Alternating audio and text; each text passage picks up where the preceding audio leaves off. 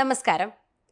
T20 ലോകകപ്പ് India semi ഉറപ്പിച്ചിരിക്കുകയാണ്. ഇപ്പോൾ group ഘട്ടത്തിലും സൂപ്പർ 8-ൽ തോൽവി അറിയാതെയാണ് ഇപ്പോൾ ഇന്ത്യയുടെ മുന്നേറ്റം. കരുത്തരായ ഓസ്ട്രേലിയയെ വീഴ്ത്താനും ഇന്ത്യക്ക് സാധിച്ചു. രോഹിത് ശർമ്മയ്ക്ക് കീഴിൽ ഇത്തവണ വലിയ കിരീട പ്രതീക്ഷ നൽകിയാണ് ഇന്ത്യയുടെ മുന്നേറ്റം. നിർണായക മത്സരങ്ങളിലെല്ലാം തകർത്ത് ജയിച്ചോളോടെ ഇന്ത്യ വലിയ ആത്മവിശ്വാസത്തിലാണ് ഇപ്പോൾ ഉള്ളത് എന്ന് പറയാം. സെമിയിൽ ഇംഗ്ലണ്ടാണ് ഇന്ത്യയുടെ ഏറ്റവും വലിയ എതിരാളികൾ. അതുകൊണ്ട് തന്നെ നമുക്ക് ഒന്ന് പേടിക്കണം എന്ന് കൂടി പറയണം. ഇന്ത്യയുടെ സെമിയിലേക്കുള്ള മുന്നേറ്റം ആരാധകർ ആഘോഷമാക്കവേ മുൻ താരവും യുവരാജ് സിംഗിന്റെ പിതാവുമായ യോഗരാജ് സിംഗിന്റെ പരാമർശം വലിയ ചർച്ചയായിരിക്കുകയാണ്.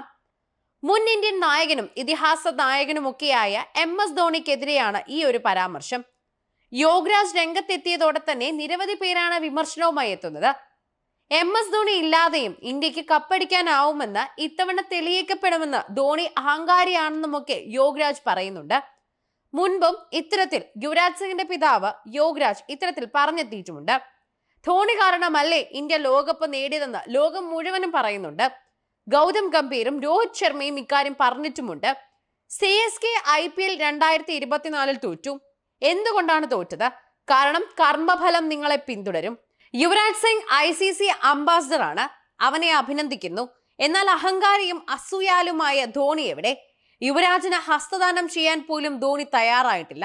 അതുകൊണ്ടാണ് CSK ഇത്തവണ കപ്പിലേക്ക് എത്താത്തത്. ഇതായിരുന്നു യോഗരാജിന്റെ വാക്കുകൾ.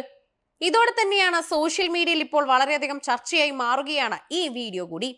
ധോണിക്ക് കീഴിലാണ് ഇന്ത്യ 3 ICC ട്രോഫി നേടിയത്. 2007-ലെ T20 ലോകകപ്പിൽ തുടങ്ങിയ ധോണിയുടെ കിരീട നേട്ടം 2011-ലെ ഏകദിന ലോകകപ്പും ഇന്ത്യയുടെ അലമാരയിലേക്ക് എത്തിച്ചു. 2013-ലെ ചാമ്പ്യൻസ് ട്രോഫി കിരീടവും ഇന്ത്യ സ്വന്തമാക്കി. ഇന്ത്യക്ക് ICC ട്രോഫി നേടിക്കൊടുത്ത ഏക നായകനാണ് ധോണി. എന്നാൽ ഇന്ത്യ 2007-ലും 2011-ലും ICC ട്രോഫി നേടിയപ്പോൾ ഇന്ത്യയുടെ കിരീട നേട്ടത്തിൽ നിർണായകമായത് യുവരാജ് സിംഗിന്റെ പ്രകടനമായിരുന്നു. 2007-ലെ T20 ലോകകപ്പ് സെമിയിൽ യുവയുടെ വെടിക്കെട്ട് പ്രകടനം ആരും മറക്കില്ല. 2011-ലെ ഏകദിന ലോകകപ്പിൽ യുവയുടെ ഓൾറൗണ്ട് ഷോയാണ് ഇന്ത്യയുടെ വിജയത്തിന് നിർണായകമായത്. ടൂർണമെന്റിൽ താരമായതും യുവരാജ് ആയിരുന്നു. എന്നാൽ എല്ലാ പ്രശംസയും ധോണിക്കായിരുന്നു. യുവരാജിനും ഗംഭീറിനും ഒന്നും അർഹിച്ച ബഹുമാനം ലഭിച്ചില്ല. ധോണി ഒറ്റയ്ക്ക് നിന്ന് ഇന്ത്യ കിരീടത്തിലേക്ക് എത്തിച്ചുവെന്ന തരത്തിലുള്ള എല്ലാ പ്രശംസയും ധോണിയിലേക്ക് പോയതിൽ യോഗരാജ് നേരത്തെ തന്നെ എതിർപ്പ് പ്രകടിപ്പിച്ചിട്ടുണ്ടായിരുന്നു. ധോണിയാണ് യുവരാജിന്റെ കരിയർ തന്നെ ഒതുക്കിയതെന്നുള്ള നിർണായക സമയത്ത് പിന്തുണച്ചിട്ടില്ല എന്നുമൊക്കെ അദ്ദേഹം ആരോപിച്ചിട്ടുണ്ടായിരുന്നു. ധോണി അടുത്ത സുഹൃത്തല്ലെന്ന് യുവരാജും തുറന്നു പറഞ്ഞിട്ടുണ്ട്. ഓസ്ട്രേലിയക്കെതിരായ ഇന്ത്യയുടെ വിജയത്തിന് പിന്നാലെയാണ് യോഗരാജ് ഇത്തരത്തിൽ പ്രതികരിച്ചെത്തിയിരിക്കുന്നത്. എന്നാൽ ഇന്ത്യ സമീപകാലത്ത് നടന്ന മിക്ക ICC ടൂർണമെന്റുകളിലും സെമിയിലും ഒക്കെ തന്നെയും ഫൈനൽ അടക്കം എത്തിയിട്ടുണ്ടായിരുന്നു. എന്നാൽ കപ്പിലേക്ക് എത്താൻ ഇന്ത്യക്ക് സാധിക്കുന്നില്ലായിരുന്നു. ഇത് നിരാശപ്പെടുത്തുന്ന ഒന്ന് തന്നെയാണ്. അവസാന T20 ലോകകപ്പിൽ ഇന്ത്യ സെമിയിൽ ഇംഗ്ലണ്ടോട് തോറ്റ് പുറത്തായി. ഇത്തവണയും ഇംഗ്ലണ്ടാണ് സെമിയിൽ എതിരാളികളായി എത്തിയിട്ടുള്ളത്. ഇന്ത്യ നോക്കൌട്ട് മത്സരങ്ങളിൽ പതറുന്നതൊക്കെ തന്നെയും നമ്മൾ കാണുന്നുണ്ട്. അത് സമീപകാലത്തെ സ്ഥിരം കാഴ്ചയായി മാറിക്കഴിഞ്ഞു.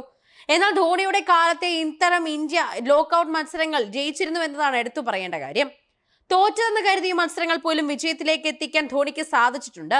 ആ ഒരു മികവ് ചെറുതായെങ്കിലും നമ്മൾ ഇപ്പോൾ പ്രതിഫലിക്കുന്നുണ്ട് രോഹിത്തിന്റെ മേലിൽ. എന്നാൽ ഈ മികവ് ആവർത്തിക്കാൻ മറ്റു നായകന്മാർക്ക് ഇതുവരെ സാധിച്ചിട്ടുമില്ല.